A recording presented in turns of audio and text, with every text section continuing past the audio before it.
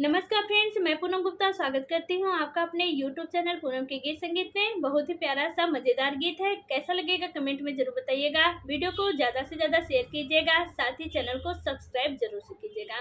तो चलिए स्टार्ट करते हैं। नैहर के सुख चैन राजा बढ़ाने के लागे, नैहर के सुख चैन राजा बढ़ाने के लागे, नैहर के सुख चैन राजा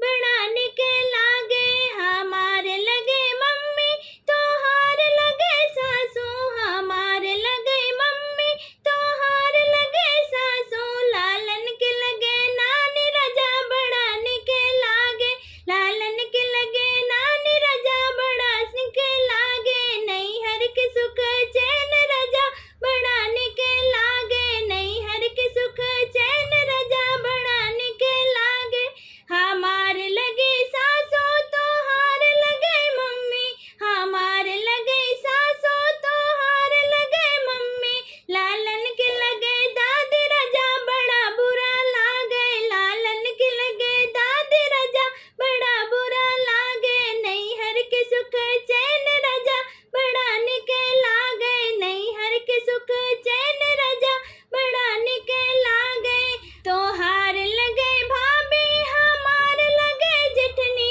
तोहार लगे भाभी हमार लगे जेठनी, लालन के लगे ताई राजा बड़ा बुरा लागे, लालन के लगे ताई राजा बड़ा बुरा लागे, नैहर के सुख चैन राजा बढ़ाने के लागे, नैहर के सुख चैन राजा बढ़ाने के लागे। हमार लगे भाभी तोहार लगे सरहज, हमार लगे भाभी तोहार लगे सरहज, लालन के लगे मामी राजा बढ़ाने के लागे, लालन के लगे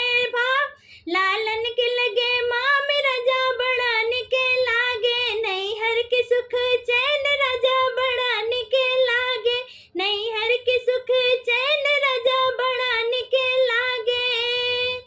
तोहार लगे साली हमार लगे बहनी, तोहार लगे साली हमार लगे बहनी, लालन के लगे मौसी राजा बढ़ाने के लागे, लालन के लगे मौसी राजा बढ़ाने के लागे, नैहर के सुख चैन राजा बढ़ाने के लागे, नैहर के सुख चैन राजा बढ़ाने के लागे। तोहार लगे बहनी हमार लगे ननदी, तोहार लगे बहनी हमार लगे ननदी, लालन के लगे बुआ राजा बड़ा बुरा लागे, लालन के लगे बुआ राजा बड़ा बुरा लागे, नैहर के सुख